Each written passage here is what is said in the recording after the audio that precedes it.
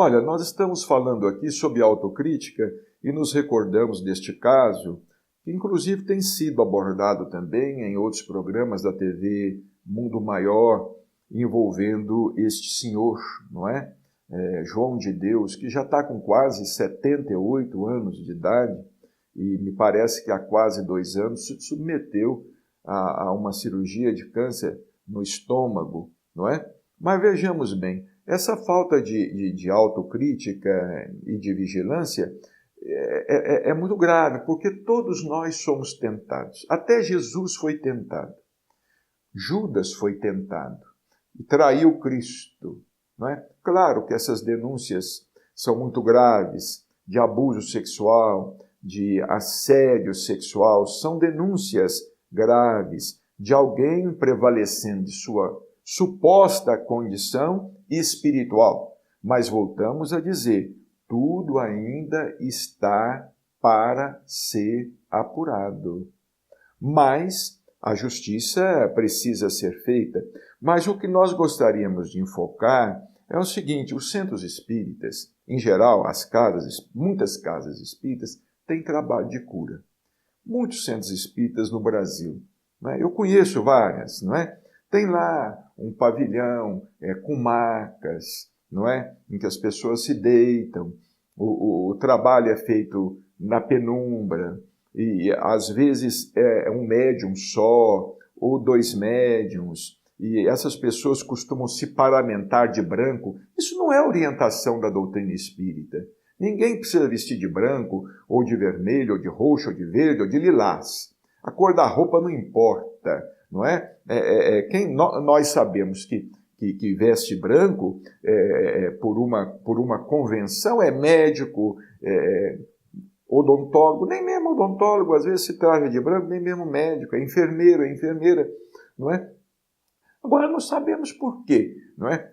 Cria-se esse aparato todo na casa espírita, isso não é uma orientação do Pentateuco kardeciano, não é uma orientação espírita, e vejamos bem o histórico desses médiuns. O histórico desses médiuns. Vocês vão se lembrar. Olha aqui, o Zé Arigó. O Zé Arigó é um médium extraordinário. Nunca se falou nada a respeito do Zé Arigó, que ele tivesse assediado alguém, abusado de alguém. Mas ele teve uma morte trágica. Ele teve um acidente, não é? E desencarnou tragicamente. Um outro médium, Edson Queiroz, que era médico, desencarnou tragicamente, morreu com uma facada, não é? De um seu ex-funcionário lá, ou de um seu funcionário, morreu com uma facada. Um outro médium muito conhecido lá de Palmelo, o Antônio, um médium extraordinário. Ele fazia coisas extraordinárias, esse Antônio. Médium conhecidíssimo, morreu picado por abelhas africanas. Agora acontece isso com esse médium João de Deus, não é? Que não teve uma morte trágica, mas está tendo um fim trágico. Vejamos como os espíritos, essas falanges espirituais, procuram agir e agem, não é? E agem mesmo. Mas isso tudo tem um propósito, não é? Tem um propósito principal. Derrubar o médium é sempre um propósito secundário. O que eles pretendem é ridicularizar a doutrina, ridicularizar o espiritismo, lançar a doutrina espírita no descrédito. Por exemplo, o próprio Zé Arigó, ele não se dizia espírita. E o Zé Arigó, pelo que a gente sabe, pessoas que conviveram com ele, era um homem extraordinário, o Zé Arigó. Não é? Ele não se dizia espírita, e ele falava que não se dizia espírita para poupar a doutrina, porque ele sabia que a tarefa dele era repleta de espinhos e de sensacionalismo, né? De sensacionalismo.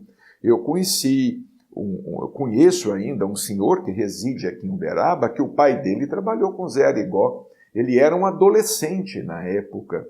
E diz que uns 2 dias antes, creio que 2, 3 dias antes de acontecer esse acidente com o Zé Arigó, ele me contou pessoalmente, o Zé Arigó parou, olhou aquilo tudo lá em Congonhas do Campo, aquele complexo todo, que inclusive alguns familiares dele estavam explorando. O Zé Rigó, muito triste, olhou aquilo tudo assim e disse assim, isso aqui vai ter que acabar.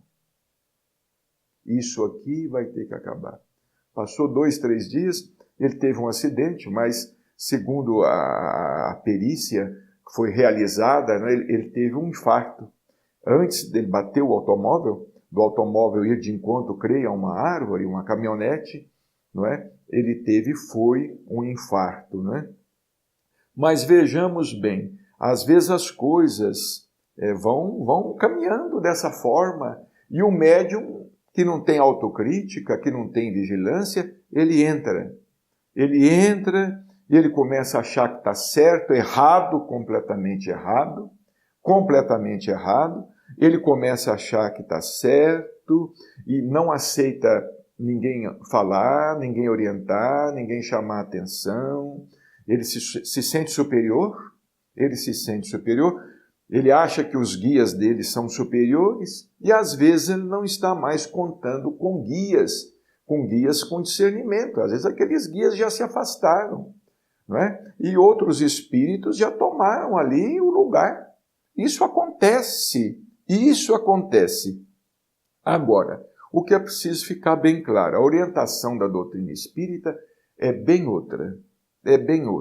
Nós acreditamos que esses centros espíritas que têm trabalho de cura precisam rever esses trabalhos de cura, precisam rever a atuação de seus médiuns, não permitir o toque em absoluto, porque há muito abuso no toque, até mesmo no passe simples, a pessoa quer tocar, e é engraçado, né?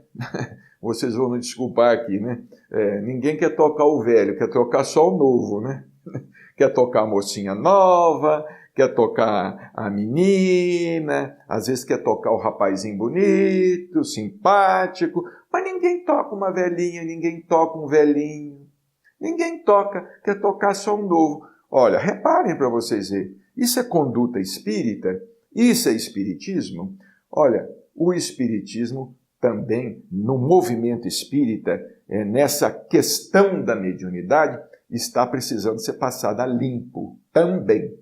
E que cada centro espírita procure passar a limpo as suas reuniões mediúnicas, para não ser motivo de escândalo, como disse Jesus. O escândalo é necessário, mas ai daquele por quem o escândalo venha.